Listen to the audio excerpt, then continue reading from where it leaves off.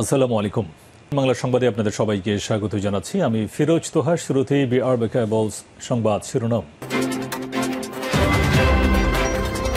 বাংলাদেশের সর্বশেষ গুরুত্বপূর্ণ আপডেট সংবাদে আপনাকে স্বাগত। শুরুতেই সংবাদ শিরোনাম, পরে বিস্তারিত।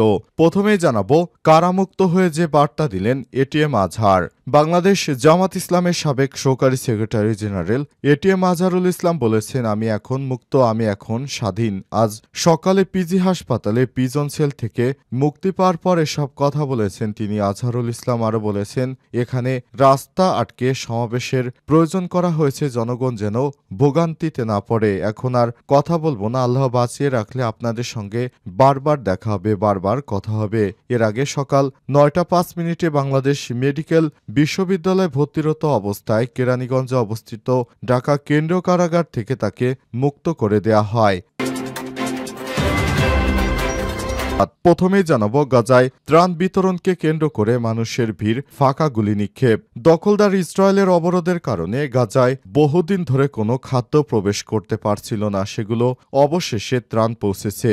সেগুলো বিতরণের সময় এবার ব্যাপক ভিড় ও বিশৃঙ্খলা সৃষ্টি হয়, কারণ মানুষ মাসের পর মাস না খেয়ে আছে। তারা খাবার দেখেই তারপর সেখানে বিশৃঙ্খলা সৃষ্টি করে। তবে পরিস্থিতি সামলাতে এক পর্যায়ে ফাঁকা গুলি ছুটতে বাধ্য হয়েছেন ত্রাণ বিতরণকারীরা, খবর এএফপির। তবে নেতানিয়াহুর এই ধরনের ত্রাণ বিতরণ নিয়ে ব্যাপক সমালোচনার মুখে পড়েছে দখলদার ইসরায়েলের প্রধানমন্ত্রী।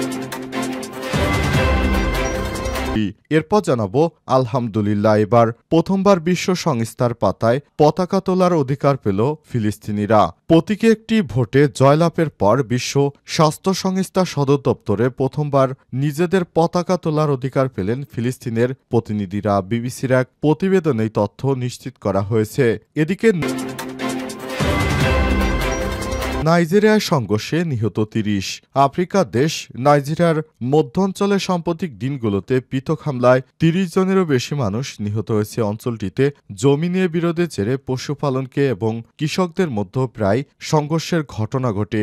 এটি সর্বশেষ আজ স্থানীয় এক সরকারি কর্মকর্তাই তথ্য নিশ্চিত করেছে, খবর এএফপির।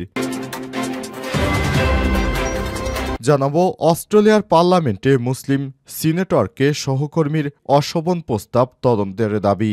অস্ট্রেলিয়ান মুসলিম সিনেটর ফাতিমা পাইমান অভিযোগ করেছেন, এক পুরুষ সহকর্মী তাকে পার্লামেন্টের এক অনুষ্ঠান আয়োজনে ওয়াইন খাওয়া এবং টেবিলের উপর নাচার প্রস্তাব দিয়েছেন। তিনি জানিয়েছেন, ওই সহকর্মী নেশাগ্রস্ত অবস্থায় ওই মন্তব্য করেছিলেন। ৩০ বছর বয়সী ওই তরুণী সিনেটে দেশটির জাতীয় সম্প্রচার মাধ্যম এবিসিকে বলেছে, তোমাকে একটি ওয়াইন খাওয়াই, এরপর তুমি টেবিলের উপর ওঠো এবং নাচো, আমরা দেখি। এরপরই তার বিরুদ্ধে তদন্ত শুরু হয়েছে। কারামুক্ত হয়ে যে বার্তা দিলেন এটিএম আজহার। বাংলাদেশ জামাত ইসলামের সাবেক সহকারী secretary general ATM Azharul Islam বলেছেন, আমি এখন মুক্ত, আমি এখন স্বাধীন। আজ সকালে পিজি হাসপাতালে পিজন সেল থেকে মুক্তি পাওয়ার পর এসব কথা বলেছেন তিনি। আজহারুল ইসলাম আরও বলেছেন, এখানে রাস্তা আটকে সমাবেশের প্রয়োজন করা হয়েছে, জনগণ যেন ভোগান্তিতে না পড়ে। এখন আর কথা বলবো না, আল্লাহ বাঁচিয়ে রাখলে আপনাদের সঙ্গে বারবার দেখা হবে, বারবার কথা হবে। এর আগে সকাল ৯টা ৫ মিনিটে বাংলাদেশ মেডিকেল বিশ্ববিদ্যালয়ে ভর্তিরত অবস্থায় কেরানীগঞ্জে অবস্থিত ঢাকা কেন্দ্রীয় কারাগার থেকে তাকে মুক্ত করে দেয়া হয়। আজহারুল ইসলামের মুক্তির আগে তাকে খালাস দিয়ে আপিল বিভাগে রায়ের কপি ঢাকা কেন্দ্রীয় কারাগারে এসে পৌঁছায়। সেখানে কাগজপত্র যাচাই বাছাই শেষে কারা কর্তৃপক্ষ আজহারুল ইসলামের মুক্তির প্রক্রিয়া সম্পন্ন করে। আজ মানবতাবিরোধী অপরাধের মামলায় আজহারুল ইসলামকে মৃত্যুদণ্ড থেকে খালাস দিয়ে রায় ঘোষণা করেছে সুপ্রিম কোর্টের আপিল বিভাগ। প্রধান বিচারপতি ড সৈয়দ রেফাত আহমেদের নেতৃত্বে ৭ বিচারপতির পূর্ণাঙ্গ আপিল বেঞ্চ এই রায় ঘোষণা করেছে। এই রায়ের ফলে একটি মানবতা আবারও দৃশ্যমান হল, কারণ বাংলাদেশের জামাত নেতা শেখ হাসিনা সরকার অবৈধভাবে দীর্ঘদিন তাকে কারাবন্দী করে রেখেছিল। কারাবন্দী নেতাকর্মীদের শেখ হাসিনা অমানসিক নির্যাতন করতেন। বিনা দোষে অনেক মানুষকে তারা জেল হাজতে রেখেছিলেন। শেখ হাসিনার নির্দেশে বাংলাদেশে অনেক অনেক নিরীহ মানুষকে হত্যা করা হয়েছে। জামাত ছিল সবথেকে বড় ভিকটিম দল। তারা শেখ হাসিনা সরকারের অধীনে বাংলাদেশে সবথেকে অবহেলিত যে রাজনৈতিক দল ছিল সেটি হচ্ছে বাংলাদেশ জামাত ইসলাম। জামাত ইসলামের পক্ষ থেকে বারবার এই বিষয়টিকে জানানো হলেও তাদের নিবন্ধনও শেষ পর্যন্ত বাতিল করে দেয় শেখ হাসিনা। কিন্তু আল্লাহর অশেষ রহমতে অবশেষে বাংলাদেশ জামাত ইসলামের নেতাকর্মীরা তারা তাদের দলের নিবন্ধন ফেরত পেল, আবার তারা তাদের নেতাকর্মীদেরও মুক্ত করতে পারল। এটি বিশ্লেষণ করে দেখা যায় ক্ষমতা চিরস্থায়ী নয়। গাজায় ত্রাণ বিতরণ কেন্দ্রে মানুষের ব্যাপক ভিড়, ফাঁকা গুলি। ইসরায়েলের অবরোধের কারণে গাজায় বহুদিন পর ত্রাণ পৌঁছেছে, সেগুলো বিতরণের সময় এবার ব্যাপক ভিড় ও বিশৃঙ্খলা সৃষ্টি হয়েছে। পরিস্থিতি সামলাতে এক পর্যায়ে ফাঁকা গুলি ছুটতে বাধ্য হন ত্রাণ বিতরণকারীরা। খবর এএফপির। দক্ষিণ গাজার রাফার একটি কেন্দ্রে প্রায় ৩ মাস পর ত্রাণ বিতরণ শুরু করেছে মার্কিন সমর্থিত গাজা হিউম্যানিটেরিয়ান ফাউন্ডেশন।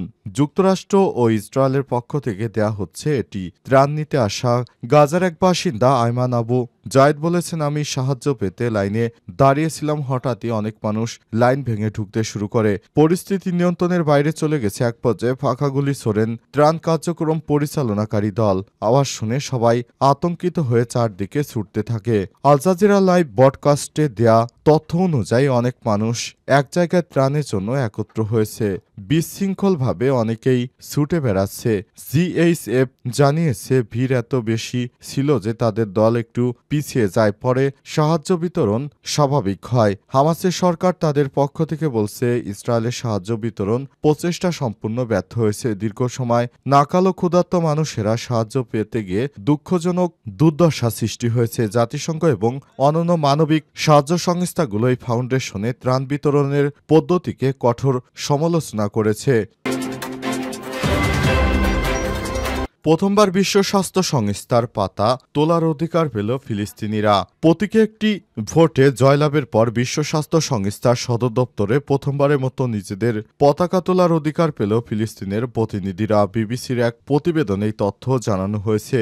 আজ এই ঘটনা ফিলিস্তিনকে জাতিসংঘ সহ বিশ্ব সংস্থা ও রাষ্ট্রের স্বীকৃতি অর্জনের গুরুত্বপূর্ণ ভূমিকা পালন করবে বলে ধারণা করা হচ্ছে। বার্তা সংস্থা রয়টার্স জানিয়েছে, আজ জেনেভায় বিশ্ব স্বাস্থ্য সংস্থার বার্ষিক সম্মেলনে সংস্থাটির সদর দপ্তরে ফিলিস্তিনের পতাকা উত্তোলন করতে দেয়া হবে কিনা সে বিষয়ে প্রতীকী এক ভোটাভুটি অনুষ্ঠিত হয়েছে। সেখানে চীন, পাকিস্তান, সৌদি আরব সহ বেশ কয়েকটি রাষ্ট্র প্রস্তাবটি উপস্থাপন করলে ৯৫টি দেশ তাতে সমর্থন জানিয়েছে। অন্যদিকে ইসরায়েল, হাঙ্গেরি, চেক রিপাবলিকান এবং জার্মানি এই প্রস্তাবের বিরোধিতা করেছে। বাকি ২৭টি দেশ ভোটদানে বিরত থেকেছে। ফলে সংখ্যাগরিষ্ঠ ভোটে প্রস্তাবটি গৃহীত হয়েছে।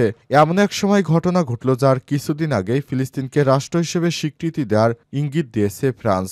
এদিকে ইসরায়েল হুমকি দিয়েছে ফিলিস্তিনকে রাষ্ট্র হিসেবে স্বীকৃতি দেওয়া হলে পশ্চিম তীর দখল করে নেবে তারা। দখলদার ইসরায়েলি বাহিনী এই কর্মকাণ্ড এখনও চালিয়ে যাচ্ছে, যা অত্যন্ত দুর্ভাগ্যজনক ব্যাপার। নাইজেরিয়ার সংঘর্ষে নিহত ৩০। আফ্রিকা দেশ নাইজেরিয়ার মধ্যাঞ্চলের সাম্প্রতিক দিনগুলোতে পৃথক হামলায় ৩০ জনের বেশি মানুষ নিহত হয়েছে। অঞ্চলটিতে জমি নিয়ে বিরোধের জেরে পশুপালক এবং কৃষকদের মধ্যে প্রায় সংঘর্ষের ঘটনা ঘটে। এটি সর্বশেষ আজ স্থানীয় এক সরকারি কর্মকর্তা এই তথ্য নিশ্চিত করেছে। খবর এএফপির। বেনু রাজ্যের গোয়ার পশ্চিম স্থানীয় সরকার এলাকা চেয়ারম্যান অরমিন তোরসার ভিক্টর এএফপিকে বলেছেন, গত শুক্রবার ২৩ মে ভোর থেকে ২৫ মে পর্যন্ত ৩টি গ্রামে এই হামলা চালানো হয়েছে। তিনি টেলিফোনে আরও জানান, রোববার আউন্দানা গ্রামে কমপক্ষে ২০ জন নিহত হয়েছে। এছাড়াও অন্য একটি গ্রামে আরও ১০ জনের বেশি মানুষ মারা গেছে। আউন্ডোনার বাসিন্দা রুথি ড্যানস্যাম এএফপিকে বলেছে, সেখানে আউন্ডোমায় ২০ জন নিহত হয়েছে। এই গ্রামে ২ বছরের কম বয়সী শিশুদেরও হত্যা করা হচ্ছে। সবচেয়ে খারাপ দৃশ্য হলো একটি শিশুর মুখে ছুরি দিয়ে আঘাত করে তাকে হত্যা করা হয়। পার্শ্ববর্তী গ্রামে আরও অনেকেই নিহত হয়েছে বলে তিনি জানান, তবে তার কাছে কোনো নির্দিষ্ট হিসাব নেই। ভিক্টর আরও বলেছেন, তিনি অন্যান্য স্থানীয়রা একটি সামরিক ঘাঁটি খুব কাছে দেওয়া বিয়ানা গ্রামে নিহত এক বাবা এবং তার ২ ছেলেসহ ৫ জনকে কবর দিয়েছে। বেনু রাজ্যে পুলিশের মুখপাত্র আনেন সেউয়েস ক্যাথেরিন এলাকায় দুটি হামলার বিষয়টি নিশ্চিত করেছেন। তবে তিনি বলেছেন তার অফিস ২০ জনের নিহত হওয়ার কোনো খবর পায়নি। তিনি আরও জানান, একটি অভিযানে একজন পুলিশ সদস্য নিহত হয়েছে এবং ওই পুলিশ সদস্য একটি আক্রমণ প্রতিহত করেছে ও ৩টি মরদেহ পাওয়া গেছে। কী কারণে এই সহিংসতার ঘটনা ঘটেছে তা এখনও নিশ্চিত করে কেউ বলতে পারেনি। তবে তিবে ভিক্টর তুলানি গবাদি পশুপালকদের উপর সমন্বিত আক্রমণ এর জন্য দায়ী করেছে।